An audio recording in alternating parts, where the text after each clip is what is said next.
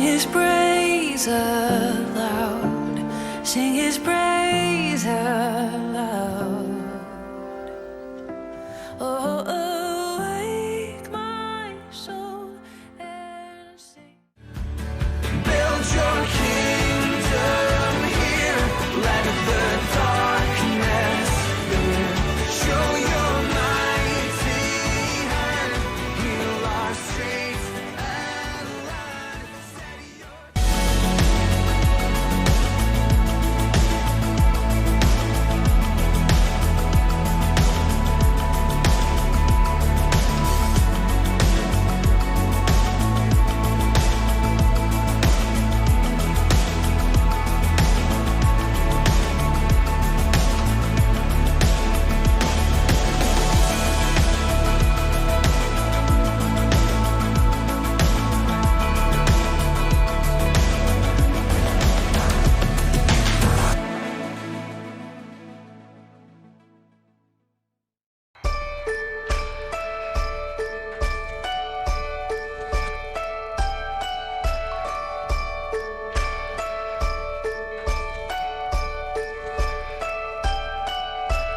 come, thou long expected Jesus, born to set thy people free from our fears and sins. Release us, let us find our rest in thee.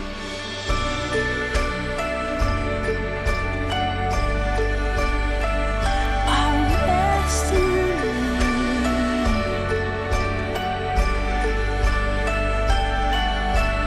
Born thy people to deliver, born a child and yet a king, born to reign in us forever. Now thy gracious kingdom bring.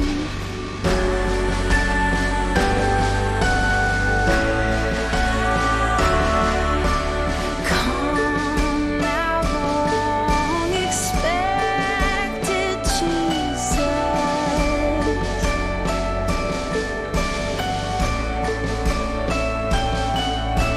Come, thou long expected Jesus.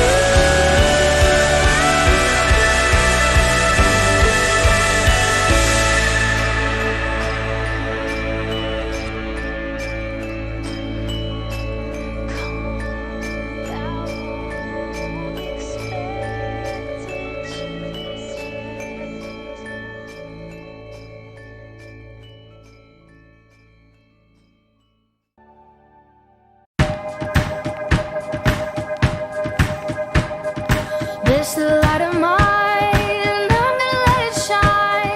This the light of mine, I'm gonna let it shine. This the light of mine, I'm gonna let it shine. Let it shine, let it shine, let it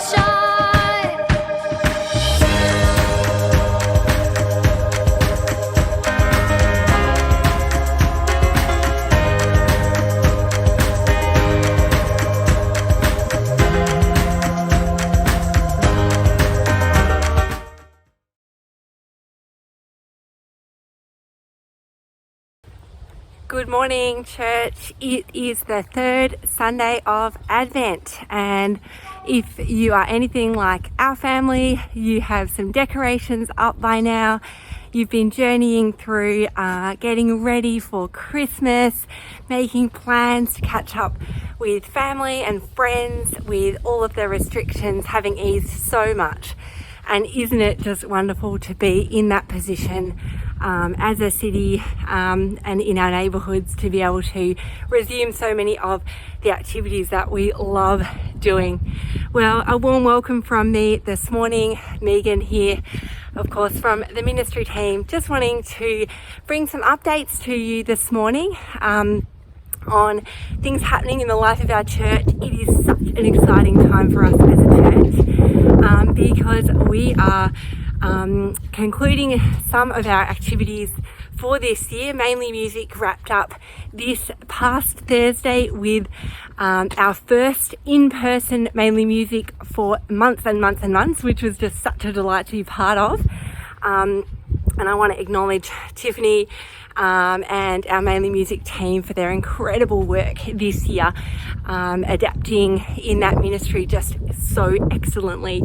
So what a blessing it has been to minister to so many families this year through that ministry. Helping Hand Hampers also concluded this past week for 2020, and Robert and the team are eagerly awaiting reopening Helping Hand Cafe in the middle of January, so that is very exciting. We are putting the finishing touches on our COVID safe plan for both Helping Hand Cafe and regathering of Sunday, our Sunday worshiping community in person, which is very exciting. So lots of work going on behind the scenes, church, as we're still in this church online mode, seeds online mode, but yet so much is happening to prepare us for 2021 and all God has for us ahead.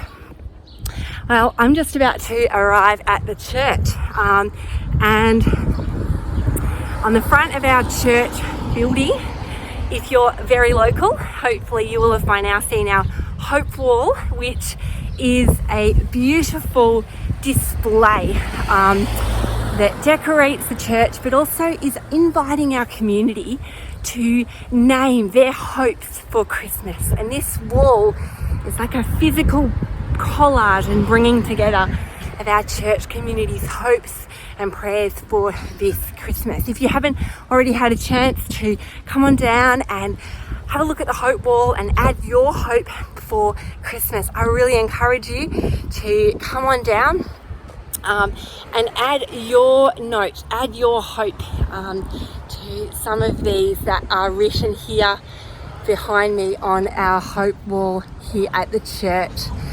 It's a wonderful display of our presence in the neighbourhood as a church, but also this is our shop front. This is where we intersect physically with our local neighbourhood. So come on down, add your hope to the wall, and pray some of these hopes over our community when you're here. Have a moment to pray and to bring before God in prayer some of these things that our community have expressed and articulated here in this Hope Wall. Another exciting development this week is that our associate pastor position ad has gone public. So we are excited about that. You can find information on that in our e-news and also on our social media channels. So we are prayerfully expectant that God is going to bring just the right individual to our ministry team in 2021 to just be just the right fit that God has in mind for us as a church community, to continue the growth, to continue the great momentum we have already as a church, and the culture of discipleship that God is already building in us, to continue that into next year and beyond. So please be praying for that search process that is now underway.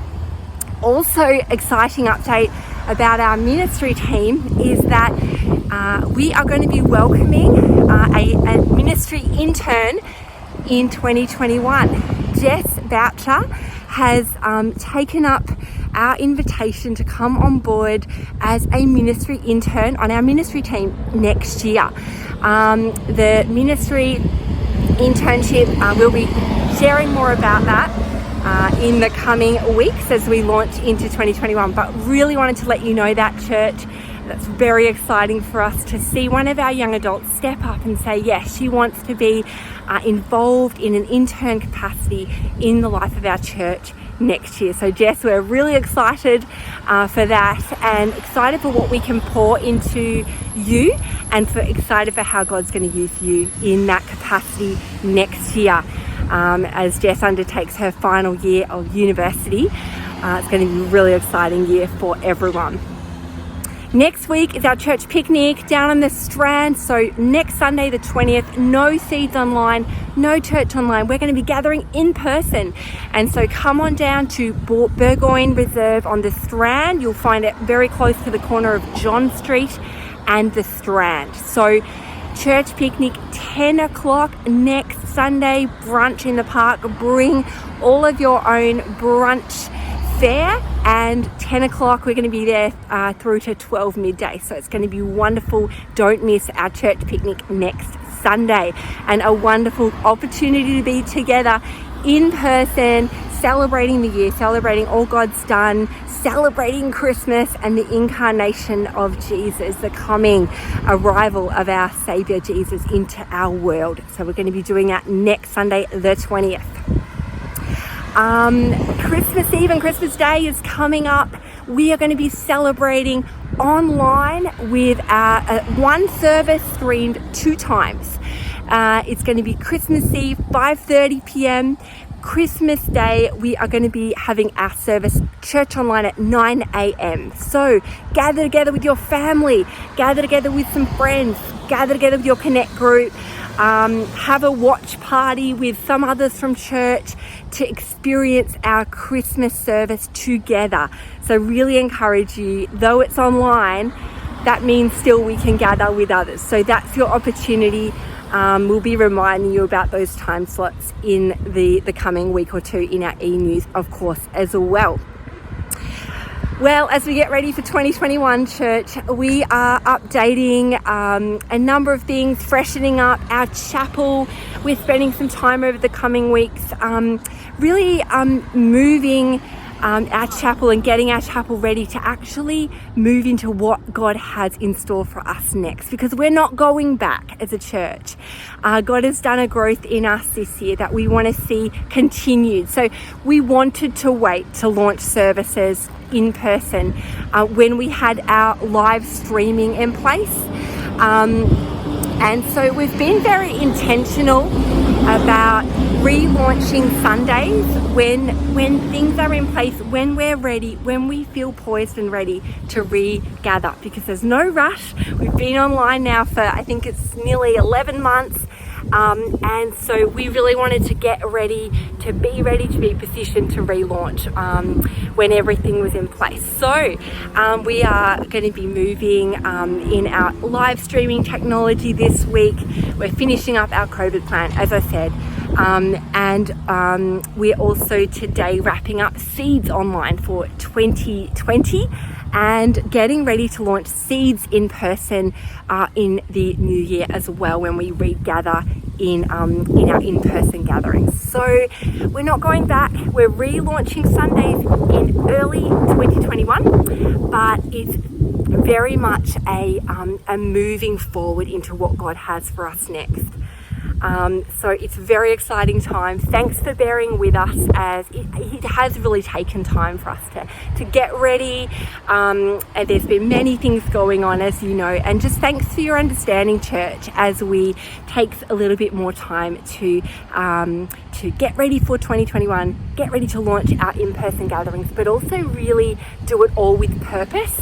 And looking at our format of Sundays, how can we bring more of a prayer focus out of what God's done in us in a prayer capacity this year, freshening our format of Sunday to make sure it's the most accessible it can be for people who don't yet believe, who are non-Christian colleagues, friends, family members who we want to invite. We want to provide a format in Sundays that actually is super easy for people to actually access and is not, anything that makes someone feel that, they're not comfortable straight away from off the get-go. So just want to let you know there's so much going on. It's so exciting, and thanks for joining with us this year in what has been a really difficult, ever-changing year, but a year where we've seen so much growth in the life of our church, and it's just been really amazing to see what God has done through this COVID year in our own church community, and his goodness in it all and through it all. This morning, let's continue in church online as we worship our great God together. We're going to hear from David Fenn shortly in our Advent Faith Story. Again, we're going to hear from the Bible Project, Amy or Ewing in our Advent Moment, and we're going to hear from Lynette Leach this morning in our Advent Devotional, looking at Luke chapter 1 and Mary's song. So it's going to be a wonderful morning. Right now we're going to hear a little update and an invitation to us to give with our finances this Christmas to Churches of Christ Overseas Aid, which is an appeal that our church has supported for many, many years and got behind. So an invitation to us, church, to give something of our finance this Christmas to support Churches of Christ Overseas Aid. Here in Australia, we've all experienced the effects of COVID-19. Our global partners are also experiencing the impact of the pandemic. They are responding with resilience. This Christmas, your support not only helps provide immediate relief to our partners when it's needed now, but also helps build ongoing solutions to the problems facing their communities. Your long-term partnerships help provide access to safe water, proper sanitation and hygiene, improve livelihoods by increasing farm productivity, and give children who have lost parents a chance to go to school and reconnect with their extended families. These communities are empowered to change their lives for the better. Your support of long-term development projects helps to build true resilience. This is fundamental to help end poverty. When lives are changed, our partner communities become more resilient to cope with natural disasters and emergencies, and better equipped to determine their own futures. Please give to our Cocoa Christmas offering this year. Your gift can help give food and hygiene kits to vulnerable communities in Bangladesh, provide important education about sanitation and hygiene practices in India, and help displaced people selling tea, nuts and fish restart after lockdown to earn an income. Your gift of resilience brings hope and changes lives for good. We thank you for the God. As you can see now, we have the young one. A lot of things that you make things to get changed. So we appreciate. We are really thankful to the team of GMP and Cocoa for supporting us in this difficult time and always being a part of our ministry. Thank you so much. You can give now using the provided envelopes, or give online by visiting www.gmp.org.au/strongertogether, or calling 1800 467 222 toll free. Stand alongside our partners this Christmas to help them build the resilience to continue changing their communities for the better.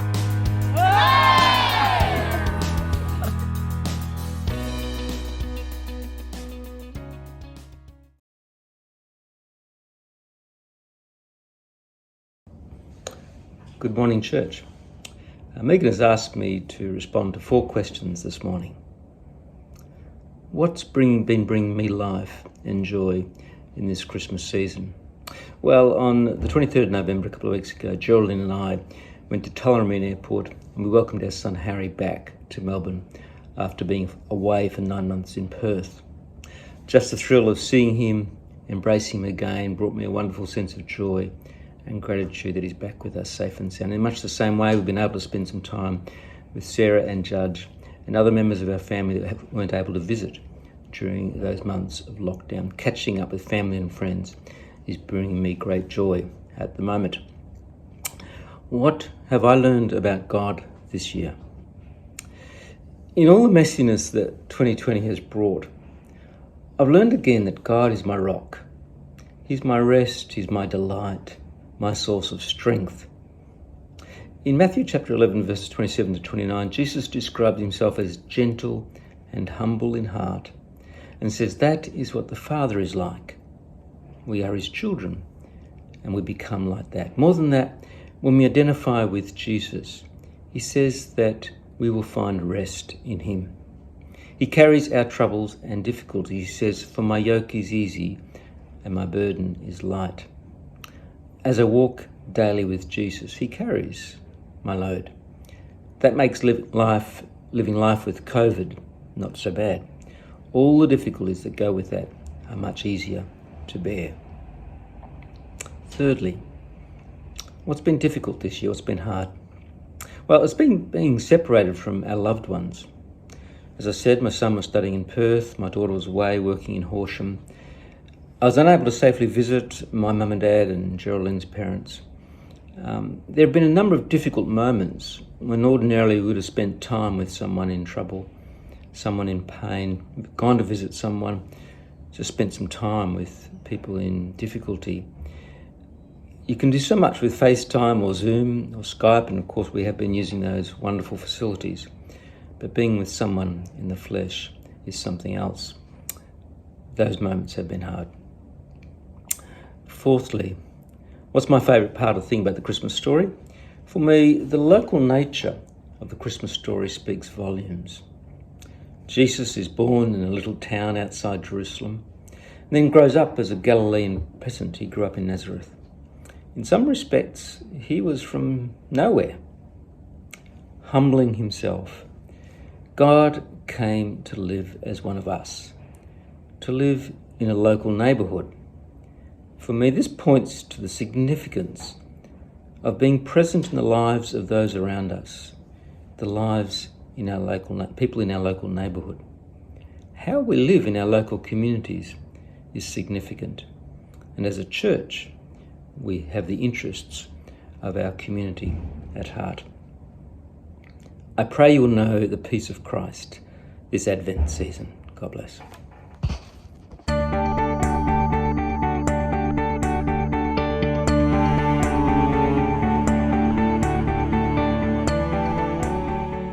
When I turned 30, two of my really close friends got together and gave me an amazing gift, and it was two tiny coins from ancient Rome, one with the imprint of Pontius Pilate and one with the imprint of Caesar Augustus. And they knew these would mean a lot to me as someone who loves the Bible and loves theology. Of course, Caesar Augustus is mentioned in Luke's Gospel as being a historical figure around the time of Jesus' birth.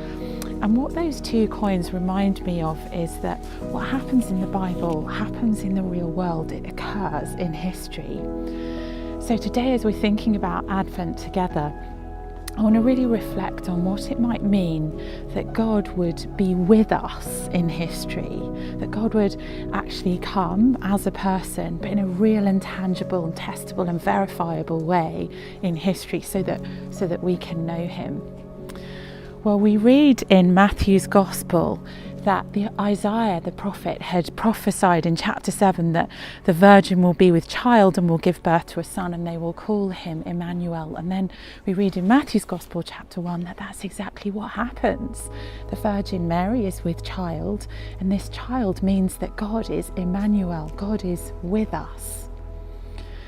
Now, I wonder what you think that really means. In one sense, we could point to the coins and say, this is a verifiable historical fact that Jesus was born, that he was born at a particular time in a particular place, and we can know that for sure historically. But God being with us is so much more than that because of Jesus. God being with us means that he was born for us so that he can actually be with us in our lives day to day. He's born to be with us in our suffering, in this suffering world. He's born to be with us in the day-to-day experiences through prayer, where he shows us and reveals to us his presence with us. So this Advent, as you think about what it means that prophecy of Isaiah was fulfilled, that Jesus is Emmanuel, God with us, consider what that might mean for you today. What areas of your life do you need God to be with you? Where are the darknesses, the struggles, the anxieties, the fears that might cause you to call out to Him, God, would you be with me? The promise of Advent is that that is exactly who God is in Jesus. Jesus is Emmanuel, God with us.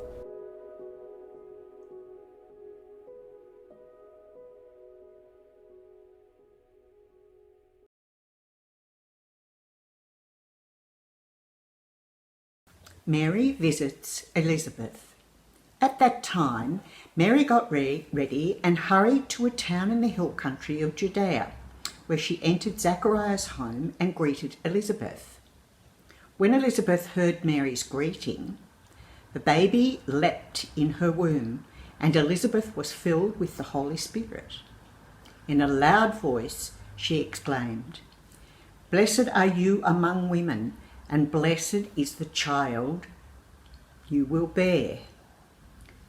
But why am I so favoured that the mother of the Lord should come to me? As soon as the sound of your greeting reached my ears, the baby in my womb leapt for joy. Blessed is she who has believed that the Lord will fulfil his promises to her." Mary's song. And Mary said, "My soul glorifies the Lord, and my spirit rejoices in God my Saviour, for he has been mindful of the humble state of his servant. From now on, all generations will call me blessed, for the Mighty One has done great things for me. Holy is his name. His mercy extends to those who fear him from generation to generation. He has performed mighty deeds with his arm. He has scattered those who are proud in their thoughts. He has brought down rulers from their thrones, but has lifted up the humble. He has filled the hungry with good things, but has sent the rich away empty. He has helped his servant Israel, remembering to be merciful to Abraham and his descendants forever, just as he promised our ancestors." Mary stayed with Elizabeth for about 3 months and then returned home. This is the word of our Lord. God bless you all.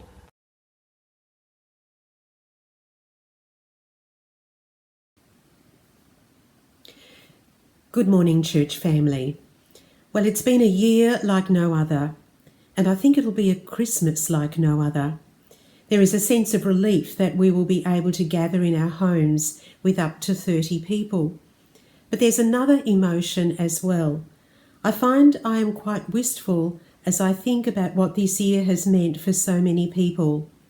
I've even had an unexpected tear while listening to a carol like Joy to the World. Where does that come from? It's because there are emotions and thoughts welling up inside us that can be quite complex and messy as we come out of isolation and restrictions. I think that Joseph and Mary experienced similar emotions. Now, they were not experiencing a pandemic, but their lives were certainly being overturned as they entered into God's story of salvation by being willing to be Jesus' earthly parents.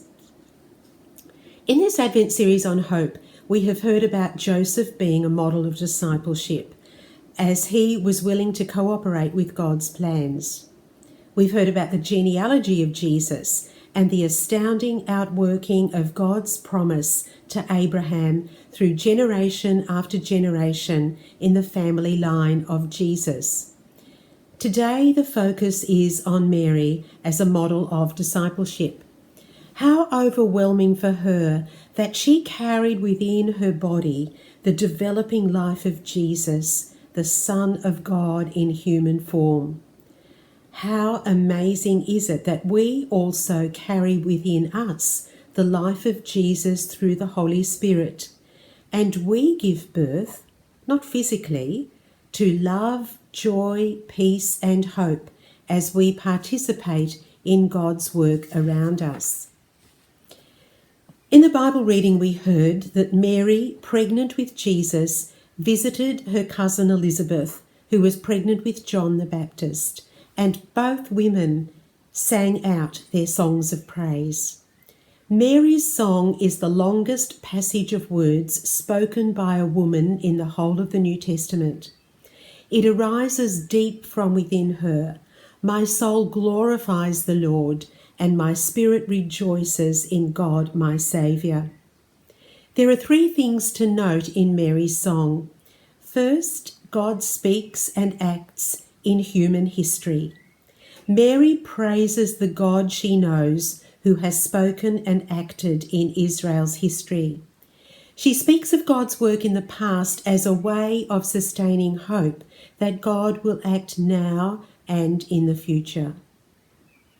Secondly, God is on the side of the poor and vulnerable. This is the big reversal, that God turns upside down the usual expectations that the wealthy and powerful will be blessed.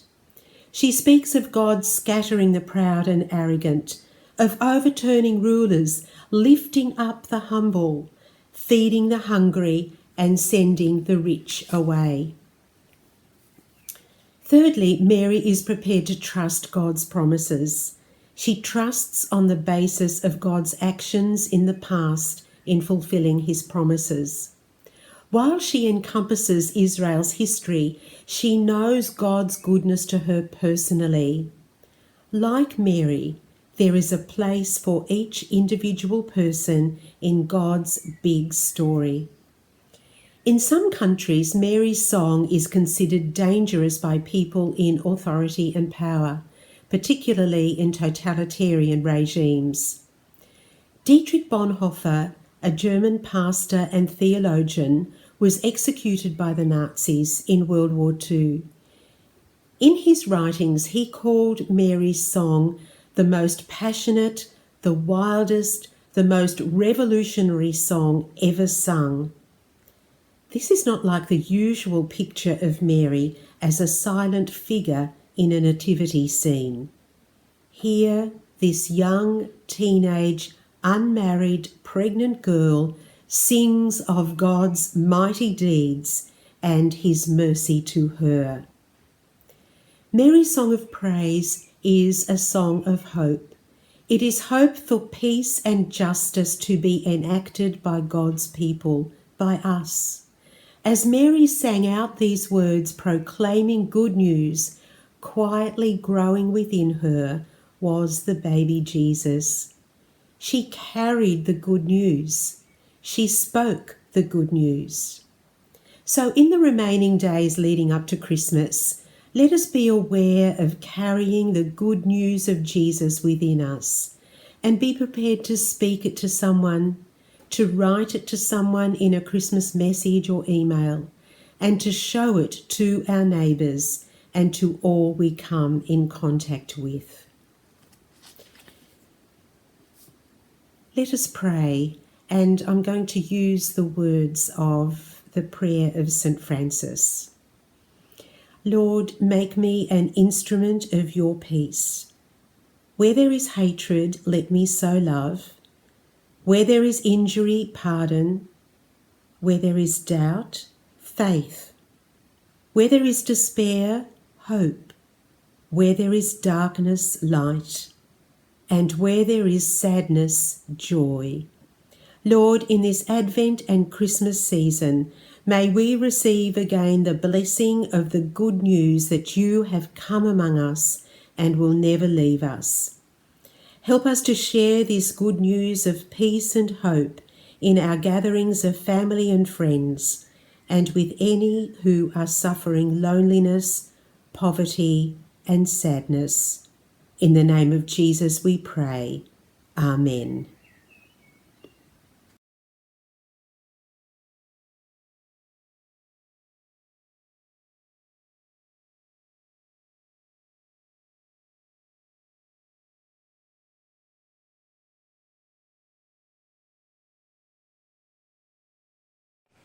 The word peace is common in most languages. People can talk about peace treaties or times of peace. It means the absence of war. And in the Bible, the word peace can refer to the absence of conflict, but it also points to the presence of something better in its place. In the Old Testament, the Hebrew word for peace is shalom. And in the New Testament, the Greek word is eirene. The most basic meaning of shalom is complete or whole. The word can refer to a stone that has a perfect, whole shape with no cracks. It can also refer to a completed stone wall that has no gaps and no missing bricks. Shalom refers to something that's complex with lots of pieces that's in a state of completeness, wholeness. It's like Job, who says his tents are in a state of shalom because he counted his flock and no animals are missing.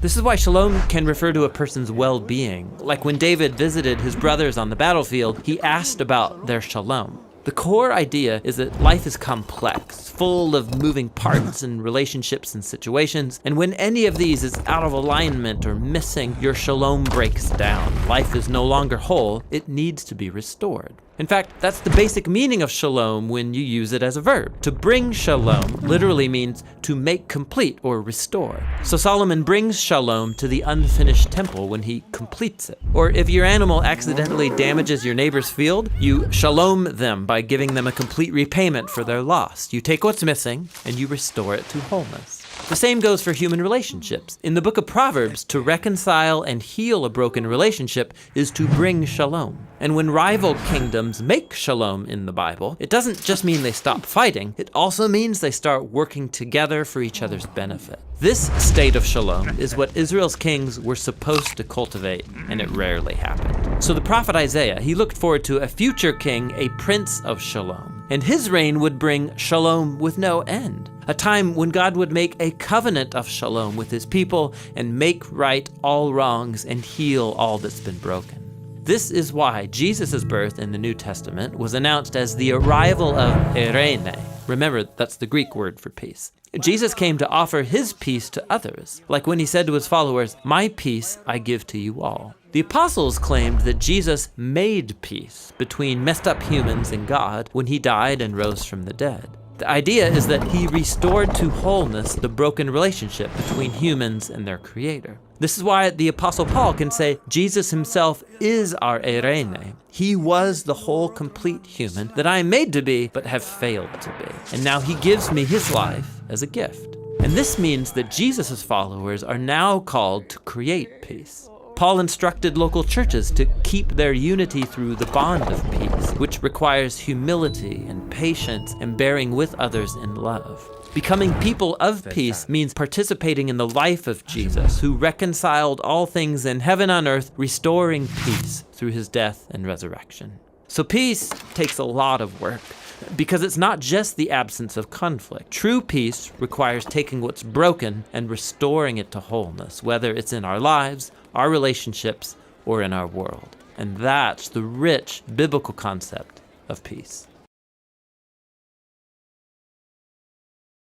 Hey, thanks for watching this word study video by the Bible Project. We make lots of other videos, and they're all about showing how the Bible is a unified story that leads to Jesus. You can go to our website, thebibleproject.com, see what we're working on, and even jump in to pitch in a few bucks to the next one. Thanks for being a part of this with us. Thanks, you guys.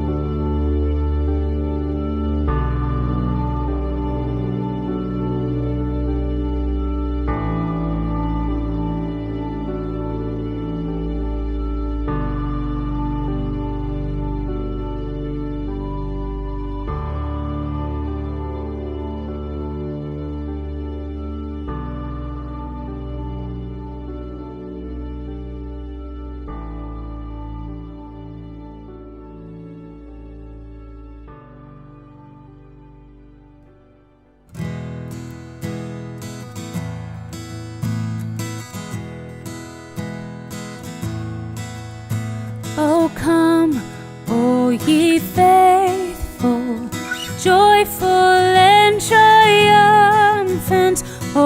come ye, oh come ye to Bethlehem. Come and behold him, born the King of angels. Oh come, let us adore him.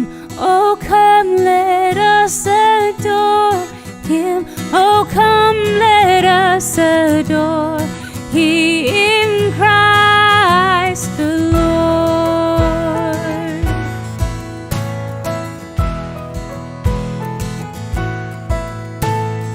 God of God, light of light eternal, though he abhors not the virgin's womb.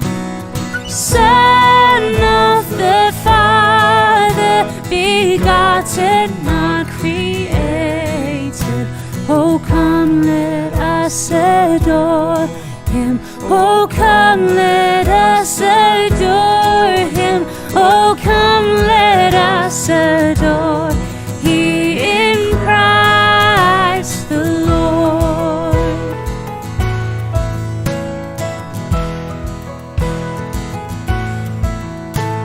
Sing choirs of angels, sing in exaltation.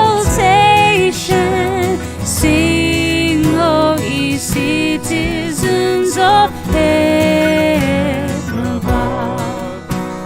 Glory to God, glory in the highest. Oh come, let us adore him. Oh come, let us adore him. Oh come, let us adore him, Christ the Lord.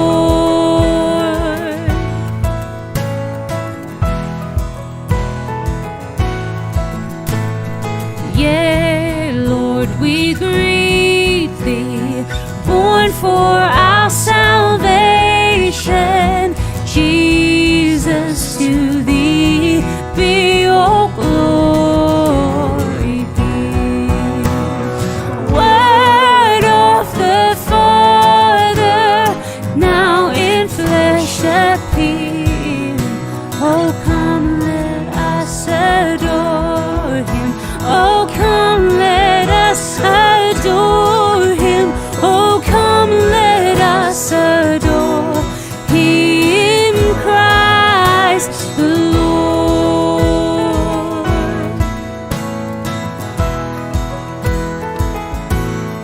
Christ the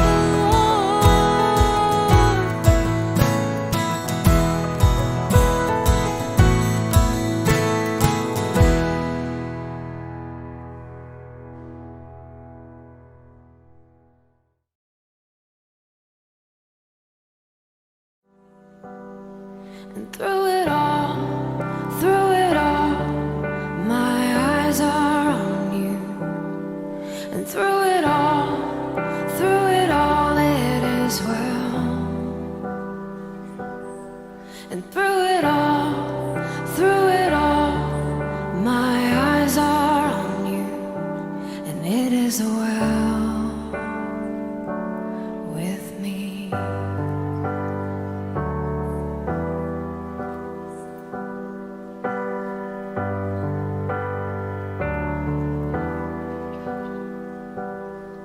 Far be it from me to not believe, even when my eyes can't see. And this mountain that's in front